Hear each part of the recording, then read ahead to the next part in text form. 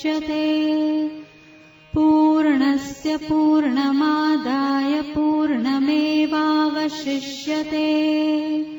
ॐ शान्ति शान्ति शान्तिः।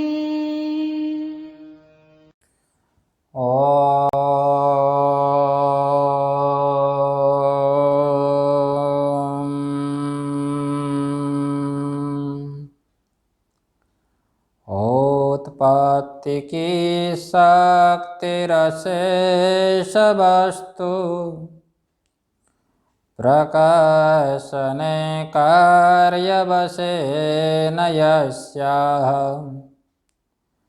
विज्ञायते विश्वविवर्तहेतुर् नमामि तां वाचमचिन्त्य शक्तिम्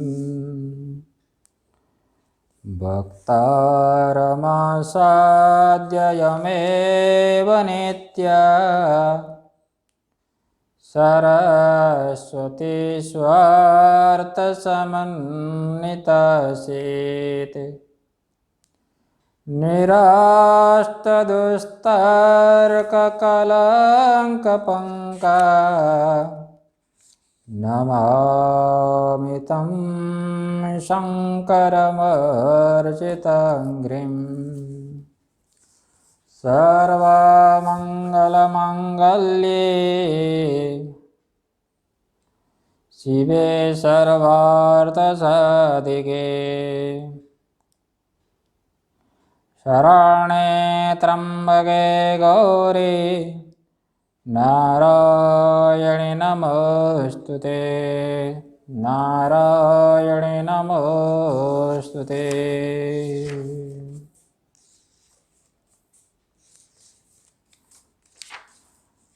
शारदीय नवरात्र महोत्सव के अनुष्ठान के आज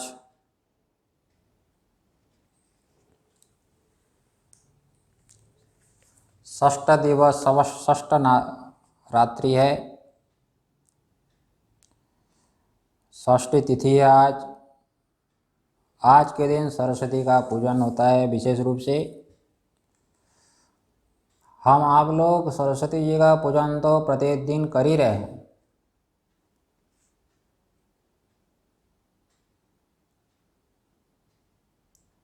वेदांत का श्रवण, वेदांत का अध्ययन, अध्यापन, ये सरस्वती की पूजा ही है देवी की। लेकिन आज का दिन का पूजन विशेष महत्व रखता है। पंचमं स्कंदमातेति षष्ठम कात्यायनीति च।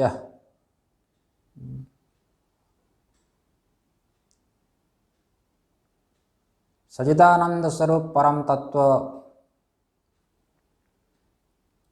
जगत जननी त्रिपुरा रहस्य त्रिपुरा देवी, उस देवी का हम आज कात्यायनी देवी के नाम से पूजन करते हैं, उपासना करते हैं। ऐसी कात्यायनी देवी हुई है वाग्देवी सरस्वती, उसकी आप सबके ऊपर कृपा प्राप्त हो, यही हार्दिक शुभकामना है। आइए हम लोग विचार करते हैं त्रिपुरा रहस्य नामक ग्रंथ में प्रथम अध्याय का विचार प्रारंभ संपूर्ण हुआ था। अब द्वितीय अध्याय है। प्रथम अध्याय में परशुराम जी महाराज 12 वर्ष तक महेंद्र पर्वत पर उपासना किए, तपस्या की। अत्यंत जब चित्त शुद्ध हुआ तो शुद्ध अंतःकरण में, शुद्ध चित्त में ही संसार का परीक्षण होता है। इसलिए चित्त शुद्धि का परिचय संसार का परीक्षण है। परीक्ष लोकान कर्मचितान ब्राह्मणो निर्वेदम आयात नास्ति अतिकृत कृतेन। जैसे धूम को देख करके बन्ही का अनुमान करते हैं, इसलिए बन्ही का ज्ञापक है धूम। इसी प्रकार से चित्त की शुद्धि का ज्ञापक है संसार का परीक्षण।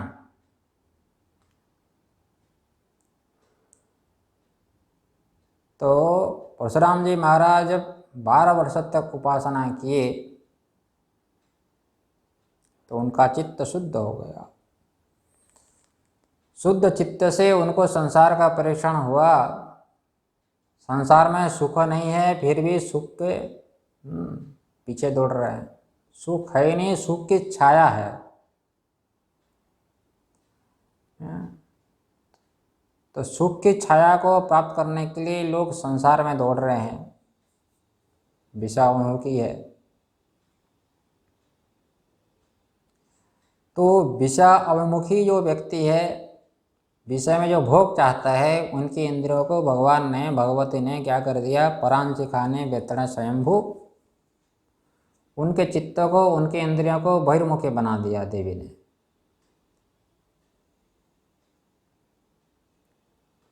तो ये उनको साक्षात दिखाई दिया परशुराम जी महाराज को अपने चित्त में।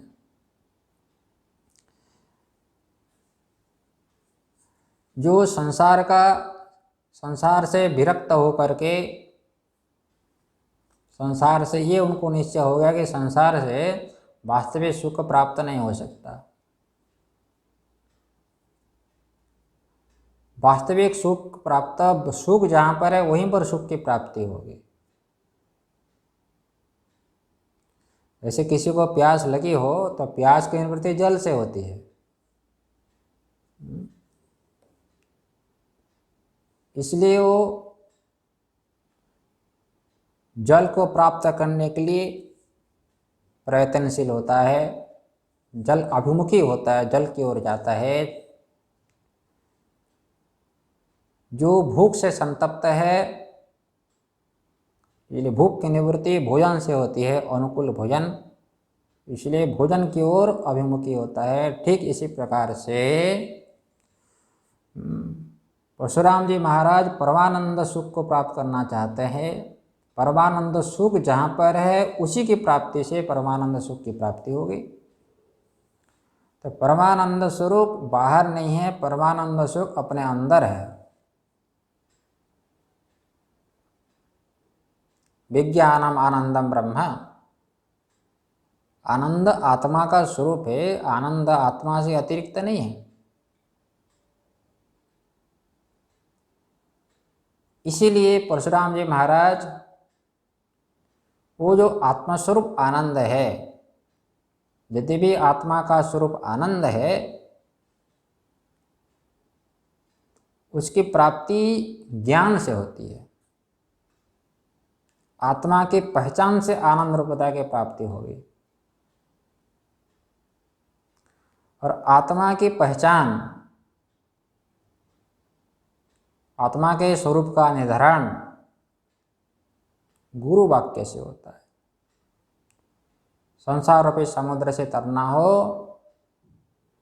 तो परशुराम जी महाराज ने कहा गुरु वाक् प्लवः।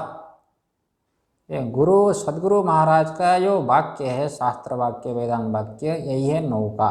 उस नौका से ही तरा जा सकता है। इसलिए गुरु के पास जब गए दत्तात्रेय भगवान, यहाँ पर गुरु का भी लक्षण बता दिया। गुरु का लक्षण है यहाँ पर आचार्य, आचार्य का, आप आचार्य है और आप सर्वज्ञ हैं। कल के प्रसंग में होता है सर्वज्ञ, सर्वश्चासु ज्ञः इति सर्वज्ञः, ये अर्थ होता है। कल ही विचार चल रहा था, सर्वश्चासु ज्ञः इति सर्वज्ञः, सब कुछ ज्ञ है, ज्ञ है, चित्त स्वरूप है। या देवी सर्वभूतेषु चिति रूपेण संस्थिता, समस्त भूतों में, समस्त पदार्थ में भूत का अर्थ कार्य, दृश्य।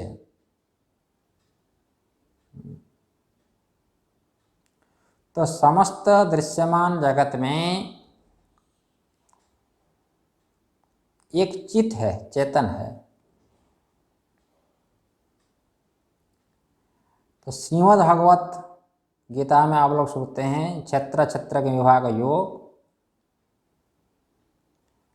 कल मैंने इस विषय में थोड़ा उपक्रम किया था, प्रारंभ किया था। तो दो पदार्थ है संसार में, एक क्षेत्र होता है, दूसरा क्षेत्रज्ञ होता है। क्षेत्र से यहाँ पर उपलक्षित है जो कुछ दिखाई दे रहा है वो सब क्या है, क्षेत्रज्ञ, क्षेत्र है। जो कुछ जाना जाता है वो क्षेत्र है। तो क्या जाना जाता है, जैसे आप घट को जानने वाले होते हैं, घट हो गया क्षेत्र, दृश्य हो गया। तो जिस प्रकार घट जाना जाता है उसी प्रकार विचार कर लो आपका शरीर भी जाना जा रहा है। घट जैसे जाना जा रहा है आपका शरीर भी जाना जाता है। इसलिए शरीर भी क्या हो गया, दृश्य है। शरीर भी क्या है, दृश्य है। तो शरीर को भी आप जान रहे हैं, शरीर हो गया क्षेत्र, आप जानने वाले हैं, आप हो गए क्षेत्रज्ञ। आप हो गए क्षेत्रज्ञ। और आगे बढ़ो, इसी प्रकार से इंद्रिय भी जानी जाती है। इसलिए तो आप कहते हो चक्षु से मैं रूप को देख रहा हूँ। ऐसा नहीं है कि जिस समय रूप जाना जा रहा है उस समय चक्षु नहीं जाने जा रही, ऐसी बात नहीं है। तो आप चक्षु को भी, इंद्रियों को भी आप जानते हैं। तो इंद्रिय भी जानी जाती है, इसलिए इंद्रिय भी क्षेत्रज्ञ है, क्षेत्र है। आप क्षेत्रज्ञ हो गए, आप हमेशा क्षेत्रज्ञ रहेंगे, आप जानने वाले होंगे। ठीक इसी प्रकार आपका मन भी जाना जाता है। इसलिए आप बोलते हैं मेरा मन आज बहुत अच्छा है, मनपसंद भोजन मिल गया। और मनपसंद भोजन नहीं मिला तो बोलते हैं आज मेरा मन ठीक नहीं है। आप मन को भी जानते हो, आप मन को भी जानते हैं। इसी प्रकार बुद्धि को भी आप जानते हो। तो बुद्धि भी क्या है, दृश्य है। बुद्धि भी आप दृश्य, बुद्धि को भी आप जानते हैं।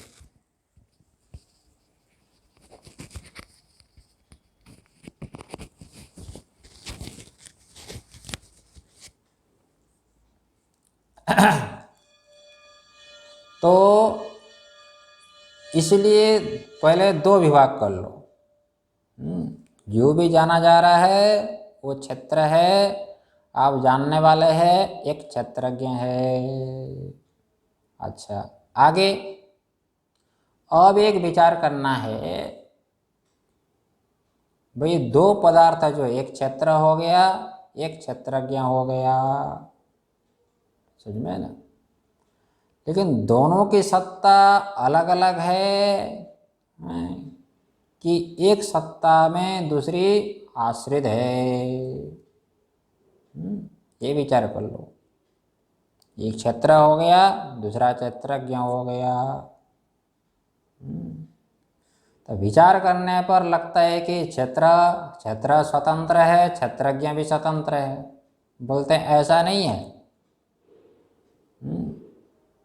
ऐसा नहीं है। फिर कैसा है, क्षेत्रज्ञ की सत्ता से क्षेत्र की सत्ता है। क्षेत्र स्वतंत्र नहीं होता है। जैसे आप स्वप्न में जाते हो, आपकी सत्ता से स्वप्न के पदार्थ सत्तावान होते हैं। इसलिए वो जो क्षेत्रज्ञ है जानने वाला, वो सबको सत्ता दे रहा है। वो क्षेत्रज्ञ कौन है, वो चेतन है, वो चित शक्ति है। वही भगवती चित शक्ति है। उसी भगवती चित शक्ति के प्रकाश से सारा प्रकाशित हो रहा है। इसलिए भगवान ने कहा क्षेत्रज्ञम चापिमाम विद्धि सर्वक्षेत्रेषु भारत। इसलिए वही है, भगवती स्वरूप का वही क्षेत्रज्ञ है।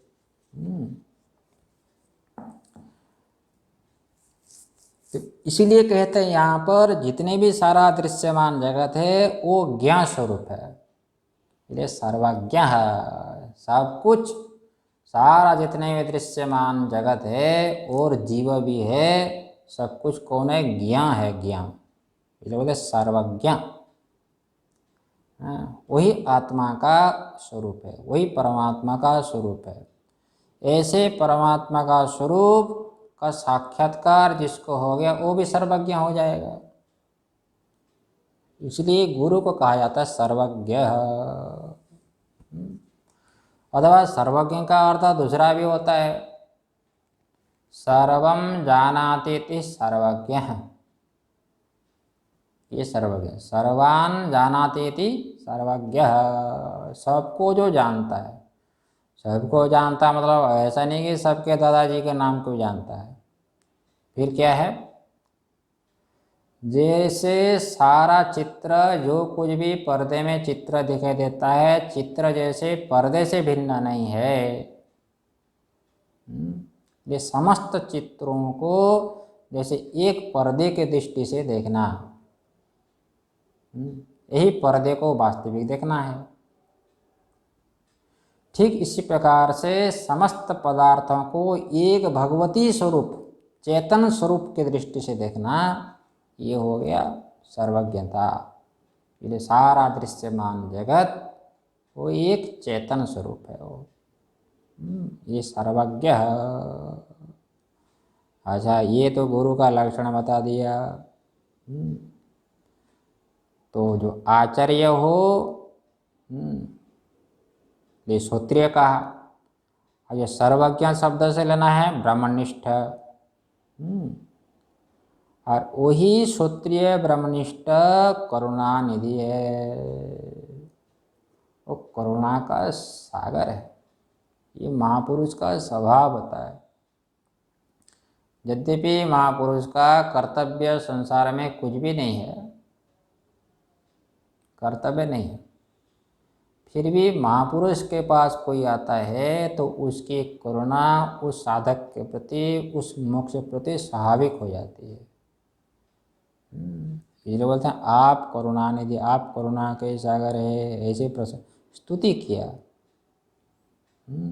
अपने गुरु की स्तुति किया। आगे जो है देखो, तो परशुराम जी महाराज बोलते हैं अपने गुरुदेव से, मेरे मन में एक शंका है, वो शंका को मैं आपकी आज्ञा हो तो उपस्थित करूँ। गुरु ने कहा ठीक है बताओ। हाँ, मैंने 21 बार धरती को क्षत्रिय से रहित कर दिया, कई लोगों की मैंने हत्या कर दी, और क्षत्रियों के रक्त से मैंने पितरों का तर्पण किया, और मेरी भक्ति से पितृलोक बड़े प्रसन्न हुए। और लेकिन क्या हुआ कि फिर मुझे पता चला कि स्वयं भगवान विष्णु राम के रूप में अयोध्या में अवतार लिए हैं, और क्षत्रियों से जब रहित कर दिया 21 बार संपूर्ण धरती को, मेरे मन में दर्प हो गया। यहाँ पर लिखे हैं देखो 5 नंबर में, संप्रत्ययोऽध्यामध्यास्ते यः श्रीरामो हरिः स्वयं क्रोधान्धस्तेन भूयोऽयं संगतो बलदर्पितः। ये बल है, बल। हाँ, ये बल से आदमी को दर्प हो जाता है, घमंड हो जाता है ना, घमंड हो जाता है। ये बल है। किसी को जो है शरीर का बल से घमंड होता है, किसी को शरीर का बल से घमंड होता है, तो किसी को विद्या के बल से भी घमंड होता है। एक महात्मा जी थे, उनके पास एक जो है पहलवान आया, पहलवान को दर्प होता है ना, घमंड होता है, बल का घमंड होता है, बल का घमंड हो जाता है। तो महापुरुष के पास एक जो है पहलवान आया, तो महापुरुष समझ ले इनको बड़ा अभिमान घमंड है, इसको दर्प है, बल का घमंड है। तो महापुरुष तो योगी थे, उसने कहा कि एक बच्चा, पहलवान से कहा एक बच्चा, वो कमंडल को ला पाओगे? महापुरुष के कमंडल होता ना, कमंडल। तो संत ने कहा कि ये बच्चा वो उनसे कहे, पहलवान से, वो कमंडल को ला पाओगे? तो उसने कहा कि क्या महाराज जी मेरा अपमान करते हो, बड़े बड़े आदमी को मैं पटक देता हूँ एक क्षण में उठा करके, और आप कहते कमंडल को ला पाओगे? तो महापुरुष ने कहा अगर लाओ तो सही, देखते हैं कितना बल है। वो गया और कमंडल को उठाने लगा, और उठाने लगा तो कमंडल हिले ना। बड़ा आश्चर्य हुआ। तो महापुरुष ने अब क्या हुआ, कमंडल को तुम हिला नहीं पा रहे, ताकत लगाओ, जोर से ताकत लगाओ। बहुत जोर से ताकत लगाया, फिर भी कमंडल हिले नहीं। एक क्षण में बल का जो घमंड है वो समाप्त हो गया, एक क्षण में समाप्त हो गया। और संत ने कहा, वहाँ पर एक बच्चा था, छोटा सा बच्चा था, ये बच्चा कमंडल को लाओ। वो बच्चा आ गया और कमंडल लेकर दे दिया। वो बता रहे थे स्वामी जी, वो तब से सच्ची घटना है, वो तब से वो पहलवान जो है वहीं से गया नहीं, वो संत का वो चेला बन गया। ये घमंड होता है बल का। इसी प्रकार परशुराम जी महाराज को जो है बड़ा अभिमान था, वो घमंड था बल का। एक ही बार जब क्षत्रियों में से परास्त कर दिया, उनको बल का घमंड हो गया। दर्प, दर्प, दर्प मतलब घमंड है वो। इसलिए किसी को धन की प्राप्ति हो गई, किसी को धन की प्राप्ति हो गई तो पहले कहते परमात्मा की बड़ी कृपा है, हम धन कमाए, इतना व्यवहार में उत्तीर्ण हुए, परमात्मा की बड़ी कृपा है। इसलिए हमेशा साधक को ध्यान रखना चाहिए कि जीवन में कभी दर्प, अभी घमंड ना हो। ऐसा नहीं कि मैंने बड़ी मेहनत की, बहुत जो है मेहनत से पैसा कमाया, ठीक है ना, ऐसा नहीं। इसीलिए जो है जब दर्प जब हो जाता है आदमी को,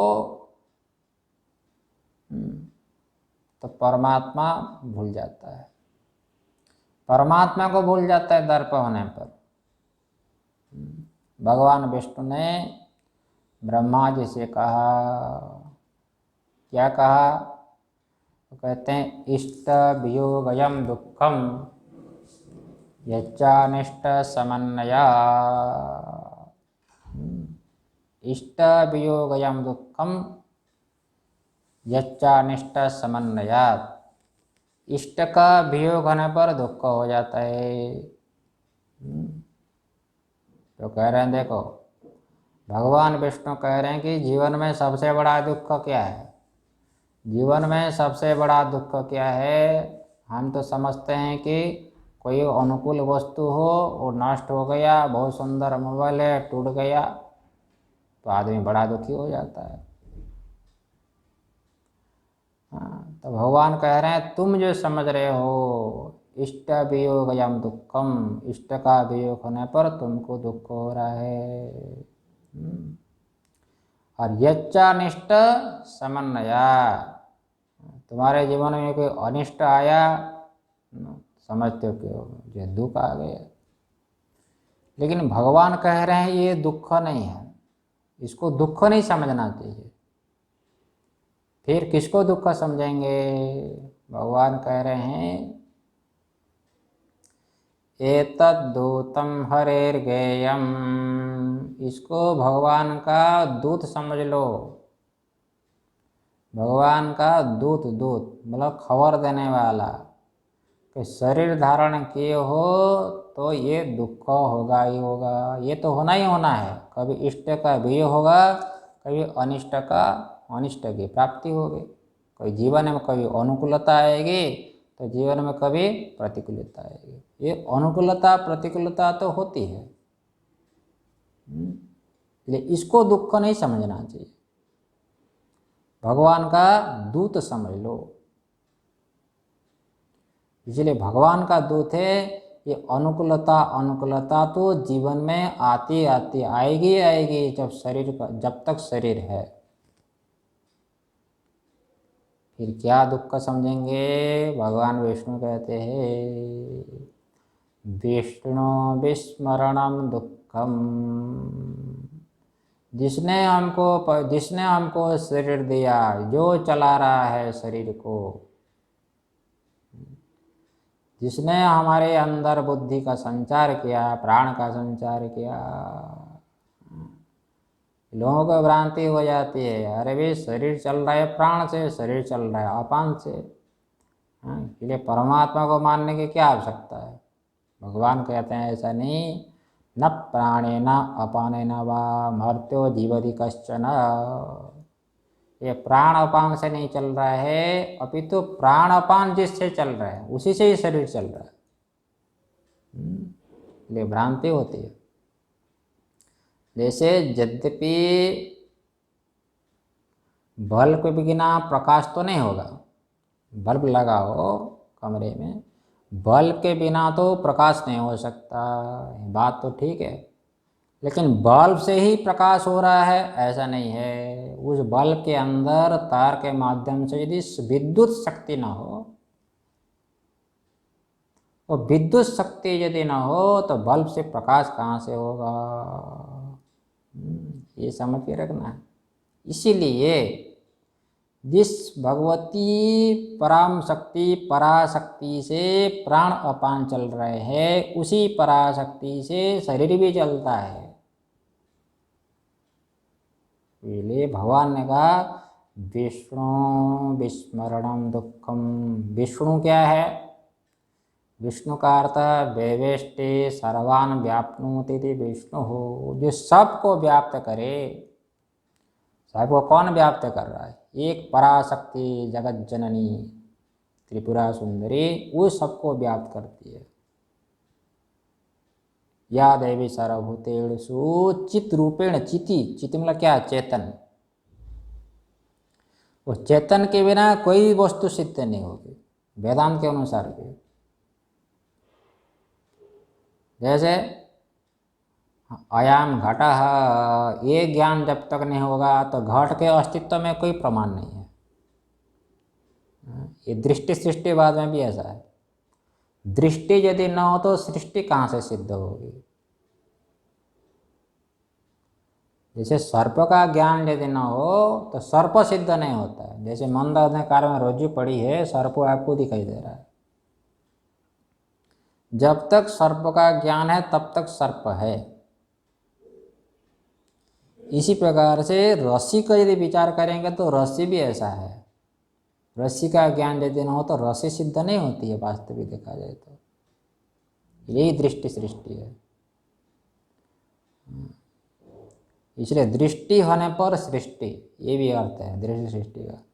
दृष्टि होने पर सृष्टि, ये सर्प का ज्ञान होने पर सर्प, संसार का ज्ञान होने पर संसार। इसी प्रकार भगवत चिति शक्ति होने पर ये संसार। अथवा ये भी है दृष्टि ही एव सृष्टि, दृष्टि ही सृष्टि है। एक चिति शक्ति, एक भगवती चिति शक्ति ही सृष्टि है, संसार है। वही भगवती चिति शक्ति ही वो सारा संसार, वही कार्य के रूप से भी है, वही कारण के रूप से भी है। एक भगवती ही कार्य है, संसार रूपी कार्य कैसे? वही कारण के रूप से है।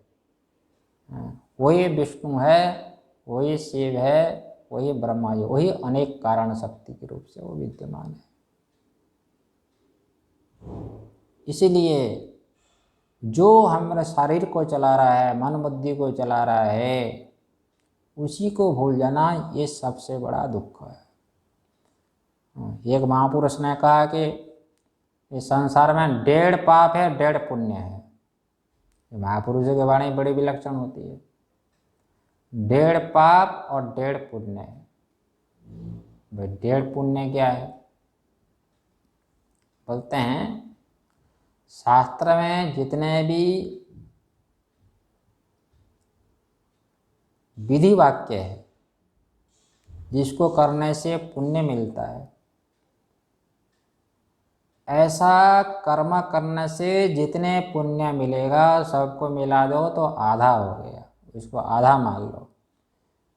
शास्त्रोक्त जितने भी पुण्य कर्म है उस पुण्य कर्म से संपादित का फल पुण्य को आधा मान लो, और परमात्मा को स्मरण करना एक पुण्य हो गया। तो एक और आधा कितना हुआ? 1.5 पुण्य हुआ। इसी प्रकार 1.5 पाप भी समझ लो।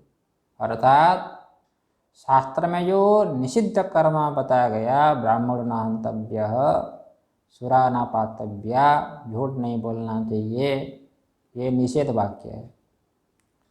तो निषिद्ध कर्म का अनुष्ठान पालन करने पर, निषिद्ध कर्म करने पर जो पाप होता है, अच्छा समझ लो। देखो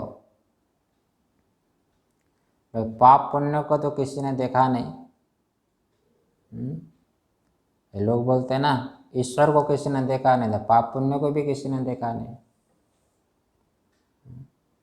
तो पाप पुण्य को मान करके चलने से अच्छा है कि पाप पुण्य को न मान करके चलने से अच्छा है? जरा विचार करके देख लो। शास्त्रों को थोड़ी देर छोड़ दो, पाप पुण्य हो या ना हो, ये पाप पुण्य है ऐसा मान करके जीवन व्यतीत करना ये अच्छा है। क्यों ऐसा अच्छा है?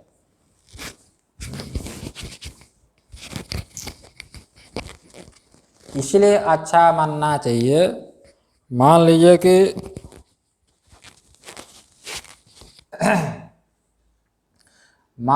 कि पाप पुण्य, मान लीजिए पुण्य, पाप ले लो, पाप, आप पाप नहीं है समझ करके आप कर्म कर रहे हो तो मनमानी करेगा वो, मनमानी करेगा ना, तो अशास्त्रीय कर्म में कर लेगा। पाप नहीं है समझ करके आप पाप कर रहे हो और अशास्त्रीय कर्म करोगे, शरीर छूटेगा तो वो तो मारा जाएगा, नरक में जाएगा। लेकिन पुण्य है समझ करके यदि हम करेंगे तो हमारा जीवन बदल जाएगा, है ना। पुण्य नहीं भी हो तभी हम यदि पुण्य है मान कर करेंगे तो हमारा आचरण तो बदलेगा, एक सात्विक भाव तो आएगा।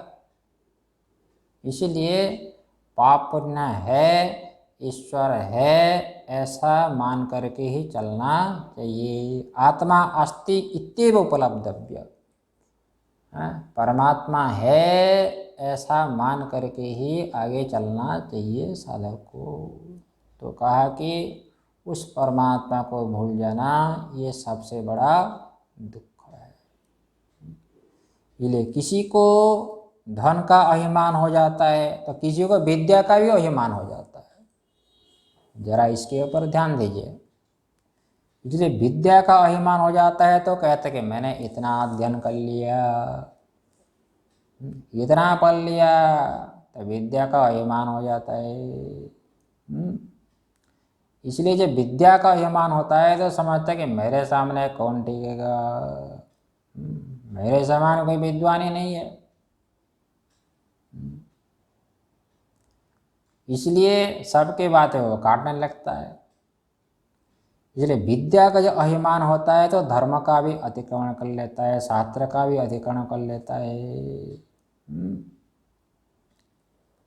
जैसे कोई विद्वान थे, वो किसी से नहीं हारे अपने जीवन में, वो किसी से ना हारे, लेकिन एक दिन सपना देखे और सपना में किसी ने आकर के हरा दिया, दूसरे विद्वान ने आकर के, तो नींद खुल गई, उनको बड़ा दुख हुआ। उनके शिष्य लोग आए, तो बोले गुरुजी क्या हुआ, क्यों आप रो रहे हैं, क्यों आप रो रहे हैं, बात क्या है? उसने कहा क्या बताऊं, मैंने अपने जीवन में किसी से नहीं हारा, आज मैं हार गया। कैसे हार गए? भाई सपनों में जो है कोई आया करके मुझे हरा दिया, इसलिए मैं बहुत लज्जित हूँ, बहुत लज्जित हूँ। तब फिर क्या करें? हाँ, वो दुखी हुए बहुत। हाँ, तो एक संत थे वहीं पर पास में कहीं, वो संत के पास गए। हाँ, संत से भी कहा कि आज मैं बहुत दुखी हूँ। क्यों दुखी हो? तो कहा मैं आज हार गया। कहाँ पर हार गए? बोले सपने में। सपना में एक विद्वान आया, तो वो मेरे से भी ज़्यादा बुद्धिमान था, वो हरा दिया वो। संत ने कहा अच्छा ऐसी बात है, तो ये बताओ, तो जो तुमको हराया, हाँ, जिस बुद्धि से वो विद्वान हराया, वो बुद्धि और जिस बुद्धि से तुम हारे, वो एक ही है कि अलग अलग है? बोलते एक ही है। तो फिर क्या हुआ फिर?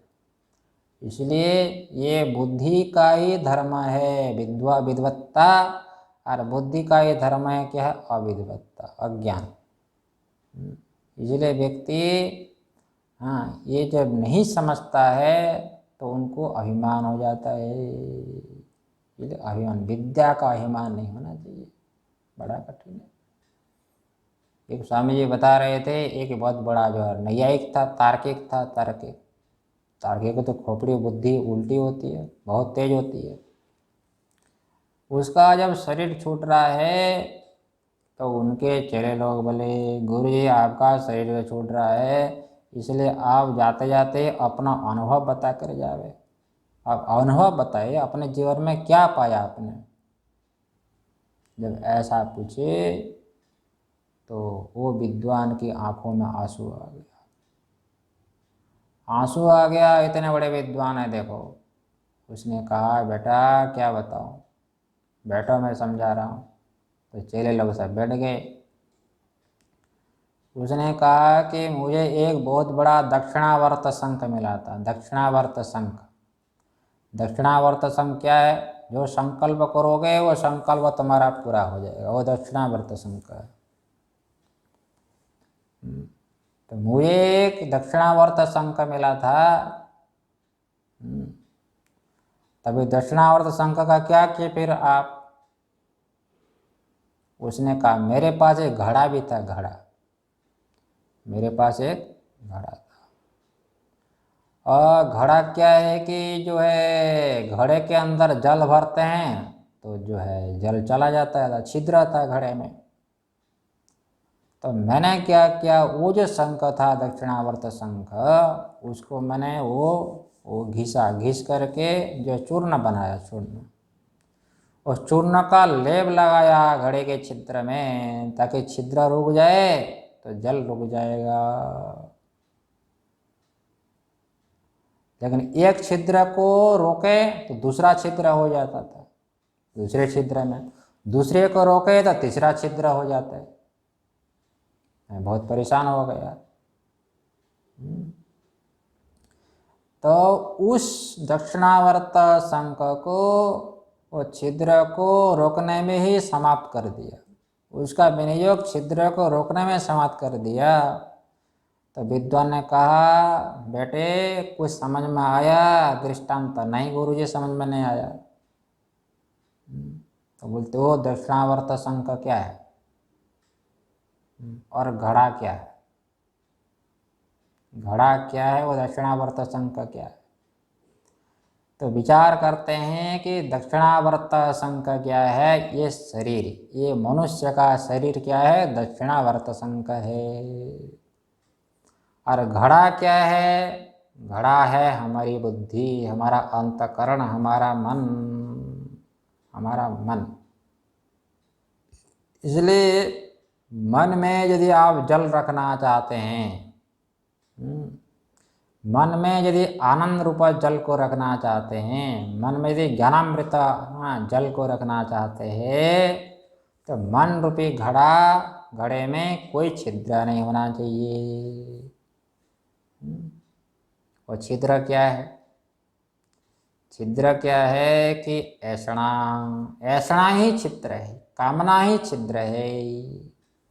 पुत्रेषणायाश्च लोकेषणायाश्च वित्तेषणायाश्च अथ वित्थाय भिक्षाचर्यं चरन्ति। ये ऐसा को रोको, कामना को रोको। उस कामना को रोकने के लिए हमने जो है शरीर का विनियोग कर दिया, और कामना की पूर्ति में हमने शरीर का संपूर्ण विनियोग कर दिया। दक्षिणावर्त शंख है शरीर, तो शरीर रूपी दक्षिणावर्ती शंख का विनियोग हमने कामना रूपी छिद्र को भरने में ही लगा दिया। न जातु कामाः कामानाम् उपभोगेन साम्यति हविषा कृष्णवर्तेव भूयो एव अभिवर्धते। ये कामना की पूर्ति भोग से नहीं होती। जितना आप भोग करेंगे, भोग से एक संस्कार पैदा होता है। इसलिए और नैयायिक विद्वान बोल रहे हैं ये जो मनुष्य जीवन है ये दक्षिणावर्ती शंख है। इसलिए शरीर का विनियोग, ये मनुष्य जीवन का विनियोग कामना के पूर्ति में न लगाए, अपितु कामना को शांत करे, परमात्मा के भजन में, भगवती का भजन में इस शरीर का विनियोग करे। अच्छा, इसलिए यहाँ पर कह दिया कि जो है दर्प हो जाता है, किसी को बल का घमंड हो जाता है, किसी को विद्या का भी हो जाता है, किसी को अभिजनों का भी हो जाता है।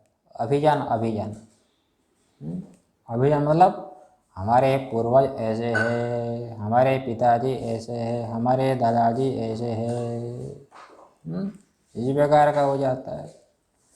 तो यहाँ पर देखो मेरे पास जो है बल का अभिमान था, बल का अभिमान था, तो 21 बार जब संसार को क्षत्रियों से भिन्न कर दिया, संसार को 21 बार जब क्षत्रियों से भिन्न कर दिया, तो मुझे अभिमान हो गया था।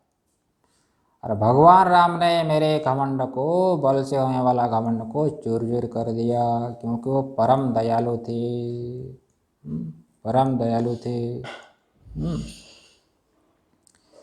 तो इसी तरह जब मैं पराजित हो गया, मुझे बड़ी निराशा हुई। लौटते समय मैं बहुत पश्चाता रहा, प्रायश्चित किया। अच्छा, आगे देखो।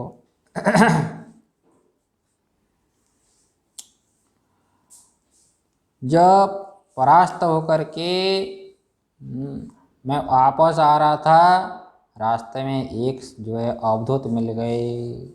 8 नंबर श्लोक में संवर्तम अवधूतेन्द्रम मार्गे कस्मात् समासदम भस्म छन्नाग्निवत् गूढ़म कथंचित् आविदं तदा। कितना सुंदर बता रहे हैं। रास्ते में एक बड़े अवधूत मिल गए जिसका नाम संवर्त ऋषि थे, संवर्त अवधूत थे। संवर्त वो कैसे थे? राग से ढकी है, राग से ढकी कोई दहकते अंगार, उस अंगार के तरह वो अपना तेज अपने भीतर छिपाए थे। वो अंगार देखते ना, बाहर तो राग रहती है, उसके अंदर अंगार, हाथ जल जाएगा।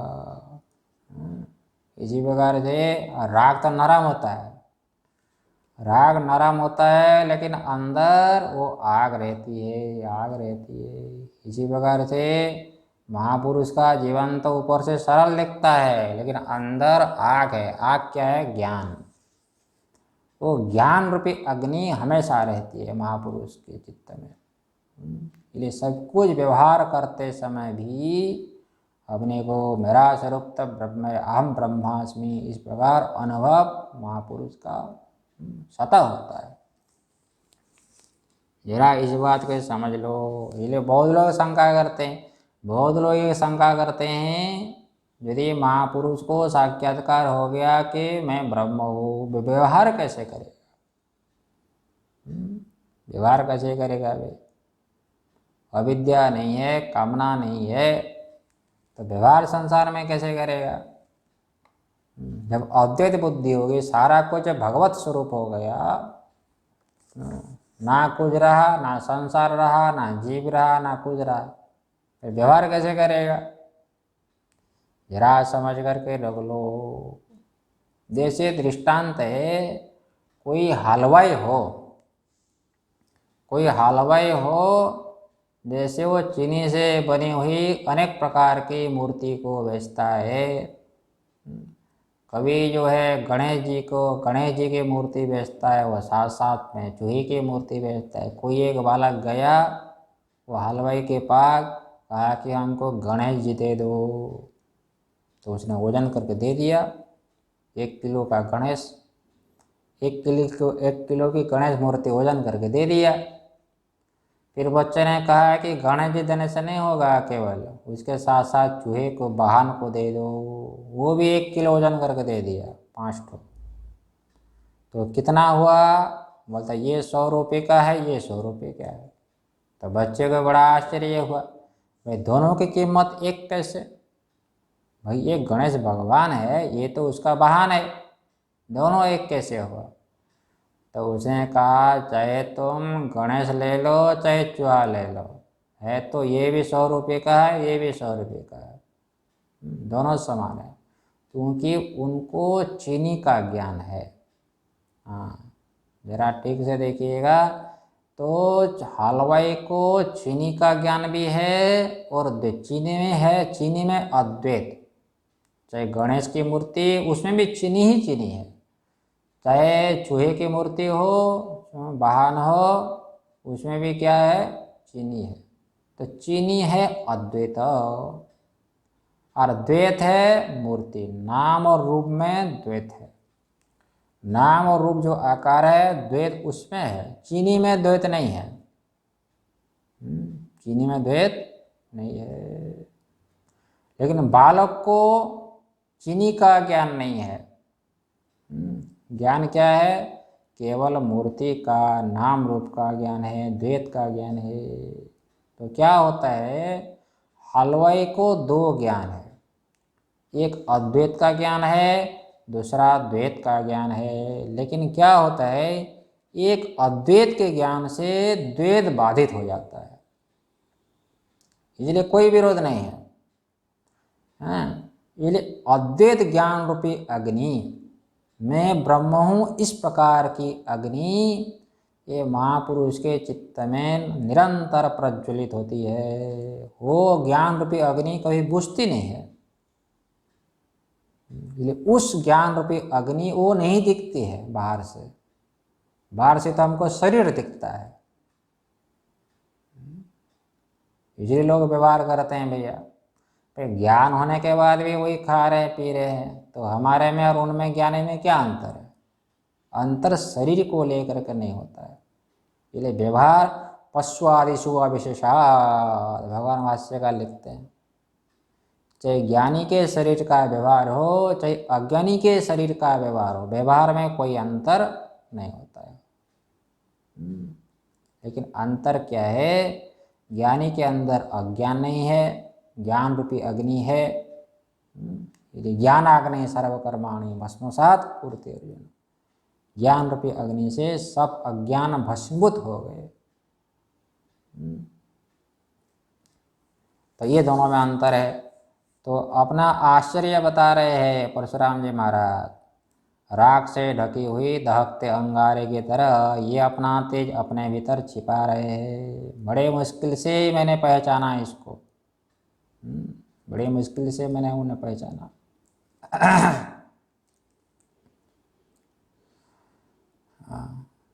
तो जो है राख के अंदर वो पड़े हुए थे महापुरुष, मैंने पहचाना इसको। और आगे बोलते हैं कि जो है, लेकिन उसको मैंने देखा कि एक सुख शांति की मुझे अनुभव हुई।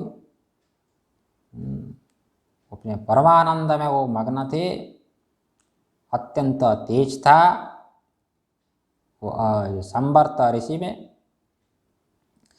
जब मुझे बड़ा आश्चर्य हुआ, आप राख के अंदर पड़े हैं, धूल आदि में पड़े हैं, मलिन स्थान पर पड़े हैं, लेकिन आपकी ऐसी स्थिति, शांत गंभीर स्थिति, ये स्थिति कैसे हुई? इसका उत्तर तो उसने दिया, लेकिन उनकी भाषा मुझे कुछ भी समझ में ना आवे। इसमें दृष्टांत दे रहे हैं 11 नंबर श्लोक में, नाहं तत् असकं स्प्रष्टुं रंको ग्राग्यं यथा तथा भूयासं प्रार्थिता सोत भवन्तं मे विनिर्दिशम्। ये देखो, जैसे कोई एक भिखारी हो, राज लक्ष्मी को ग्रहण नहीं कर पाता हो, अत्यंत धन देख लिया तो हार्ट फेल भी हो जाएगा, अजस्र धन लक्ष्मी राज लक्ष्मी को ग्रहण नहीं कर सकता है, जैसे कोई भिखारी है, उसी प्रकार मेरी स्थिति हुई। एक भी उनकी बात मेरी समझ में नहीं आई। फिर जब मैंने उनसे दोबारा समझाने की विनती की तो उन्होंने मुझे कह दिया, तुम जाओ दत्तात्रेय भगवान के पास, वही तुमको समझाएंगे। वो क्या समझ में आएगा? बड़े विचित्र महापुरुष होते हैं। हमारे गुरुजी काशी में बता रहे थे, एक महापुरुष थे काशी में एक महापुरुष थे, है तो महापुरुष थे, लोग उसको पागल समझते थे। वो भिक्षा करते थे, भिक्षा, महापुरुष का भिक्षा तो धर्म है, तो भिक्षा करते थे घर में जा कर के। एक दिन जो है वो माता रोई भिक्षा देने वाली, तो उस महात्मा ने कहा कि मैया क्यों रो रही हो, बात क्या है बताओ। वो कैसे भिक्षा करते थे, जैसे हाथ में रोटी लिए, रोटी लेने के बाद उस माता से बोलते थे, थूको इसमें, रोटी के ऊपर थूको। हाँ, वो जो थूक को चाट करके वो महात्मा खाते थे रोटी। और लोग क्या समझेंगे? लोग तो इसको पागल समझेंगे। तो माता जब रोई रोटी देते समय, तो महात्मा ने कहा कि मैया क्यों रो रहे हो, बात क्या है? तो उसने कहा कि आप जानकर क्या करोगे, आप रोटी ले लो, आप अपने रास्ते में जाओ। भैया बताओ तो सही क्या बात है। उसने कहा कि हमारे घर में एक ब्रह्म राक्षस रहता है और बहुत परेशान करता है। अच्छा, मुझे अभी तक क्यों नहीं बताया? उस महात्मा ने कहा, चिंता ना करो, अभी मैं भगाता हूँ।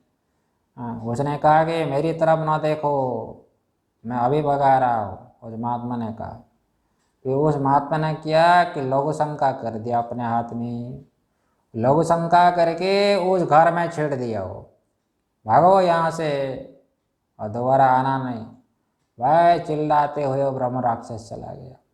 वो ब्रह्म राक्षस चला गया, वो महात्मा भी चला गया, गायब हो गया काशी से। इसलिए गायब हो गया कि मेरा प्रचार हो जाएगा। ये तो बड़े महापुरुष है, इसलिए महापुरुष अपना मान सम्मान नहीं चाहता है। महापुरुष तो मान सम्मान देता है। जैसे परमात्मा को कहा गया, अमानी मानदो मान्यः, अमानी मानदो मान्यः। परमात्मा मान नहीं चाहते हैं, मान देते हैं। इसलिए भगवान कृष्ण ने कह दिया कि सब लोग ताकत लगाओ, गोवर्धन को उठाना है, अंगली, हाँ डंडा लगाओ। हाँ, सब लोग डंडा ना लगाए तो गोवर्धन नहीं उठेगा, उठेगा ना। लेकिन देखो, जब गोवर्धन उठाए भगवान, तब बोले आपने, आप सब लोगों ने साथ दिया, नहीं तो गोवर्धन नहीं उठता। तो इसी प्रकार से इस अमानी स्वरूप, मानद स्वरूप परमात्मा, इसका साक्षात्कार जिसको हो गया, जिस महापुरुष को, उनका भी समास जो है स्वभाव हो जाता है अमानित्व, अदम्भित्वम इत्यादि कहते हैं, जो गीता में जो बताया 13वां अध्याय में, ये महापुरुष का गुण होता है। इसलिए महापुरुष का जो गुण है वो साधकों का, हम लोगों का साधन बनता है। महापुरुष का साधन नहीं, वो तो कर चुके हैं। इसलिए उनकी भाषा मुझे कुछ भी समझ में ना आवे, क्या बोले, और बेटे जाओ गुरु के पास, इसलिए गुरु के पास जाना पड़ता है। अत्यंत श्रद्धा हो जाए तब जा करके गुरु से ज्ञान प्राप्त होता है।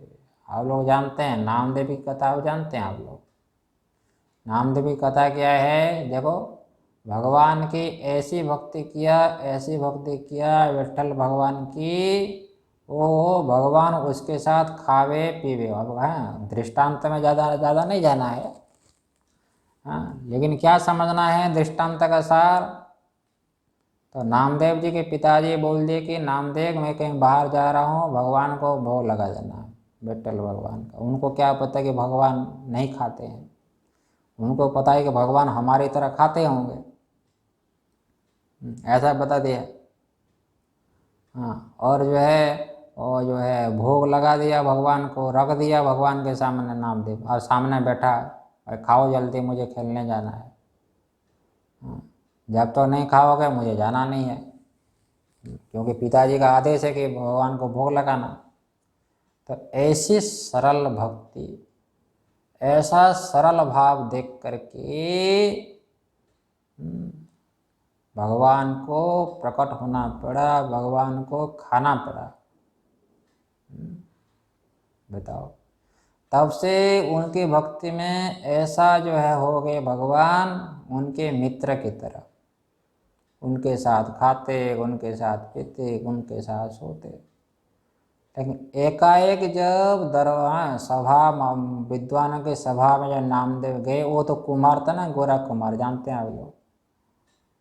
वो गोरा कुमार, वो थापी, सबके माथे पर ऐसे थापते थापते गया, किसी ने कुछ तो बोला नहीं।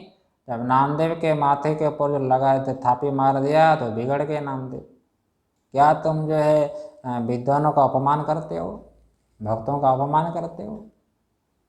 उसने कहा गोरा कुमार ने, ये है नागुरा है,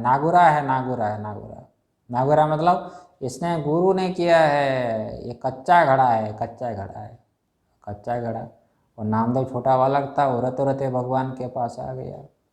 भगवान ने कहा क्यों रो रहे हो, तुम क्यों रो रहे हो? उसने कहा कि मुझे जो ऐसा बोल दिया, नागुरा बोल दिया मुझे, नागुरा बोल दिया और कच्चा घड़ा बोल दिया। भगवान ने कहा कि नामो, तुमको ठीक तो कहा, तुमने गुरु तो बनाया नहीं अभी तक, घड़ा भी कच्चा है।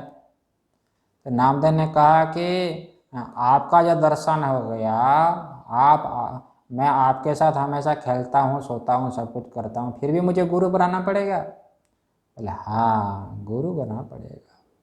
तो गुरु के बिना ज्ञान नहीं होता है। तब फिर आप उपदेश करें? बोले नहीं, मैं उपदेश नहीं कर रहा हूँ। ये देखो, भगवान कह रहे हैं विठ्ठल भगवान नामदेव से कि मैं उपदेश नहीं करूँगा।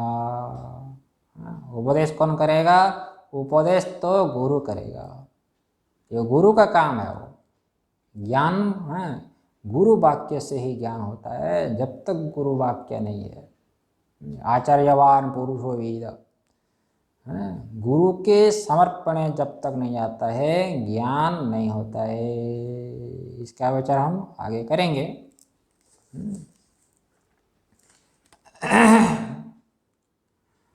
तो यहाँ पर कह दिया जो है मैंने कुछ पहचाना नहीं, संवत ऋषि को उनकी भाषा कुछ समझ में नहीं पाया। उपदेश तो किया, जब समझ नहीं पाया कुछ, मुझे आपके पास भेज दिया, इसलिए मैं आपके पास आया।